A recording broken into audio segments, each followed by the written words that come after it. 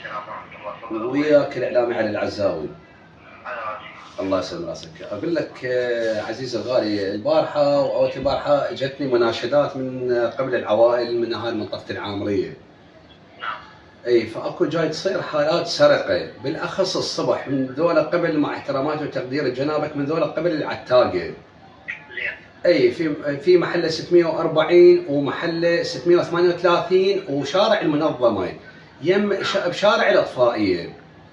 زين. اي نعم، فنريد من جنابكم يعني انتم العيون الساهره، نريد بانه تكثفون الدوريات، يعني بخصوص ذول العتاقه جاي يفترون بالستوته، اللي يبوق تكرم هاي القبقات مال المجاري، واللي يبوق مثلا الوايرات مال السحب مولد، واللي يبوق مثلا قناني غاز. نعم استاذ، مناشدتك راح توصل. نعم. بس احنا كنا نعرف انه كل بيت يعني لابد انه ما يخلى من الكاميرات. احسنت، فهم شي يجوا لك عزيز الغالي، يجوا لك يقدرون يصورون هاي الحاله. احسنت. التهريجات الماليه. نعم. يعني اذا طلب الامر احتمال، يعني اذا مكان يقدر يسرق كل مره دوريات براس الفرس.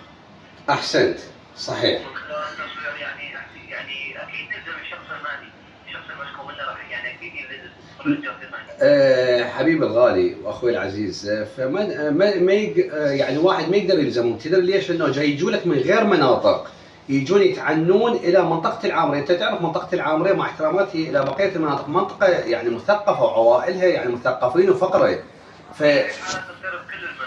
احسنت، فانا لما قلت له ليش ما تروح توصلها بغير اماكن، يقول والله استاذ احنا نخاف.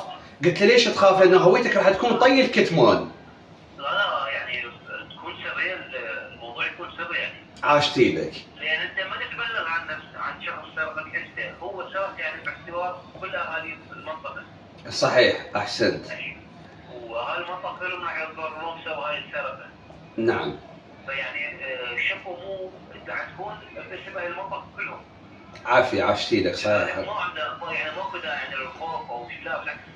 مو اكو بعض الاستاذ العزيز، اكو بعض العوائل يعني تعرف مثلا المحامي، الدكتور مثلا، المهندس يخاف على عائلته، مثلا يقول لك انا راح اكون خارج البيت، فيجوز يجون ياذون بيتي، يعني صحيح يعني شلون مثل ما تقول يكون غدر. لا بالعكس، هي المفروض هاي طبقات المجتمع المفروض تكون يعني اكثر ثقافه من الناس العاديين.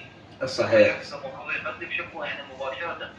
يعني انا قبل اخر الجمله انه تكون هويتي طيب كتمان وما حد يذكرها. طيب كتمان. بس نطلع على الخير. احسنت، عاشتي لك على هذا الكلام المنطقي. فانا قبل باع استاذ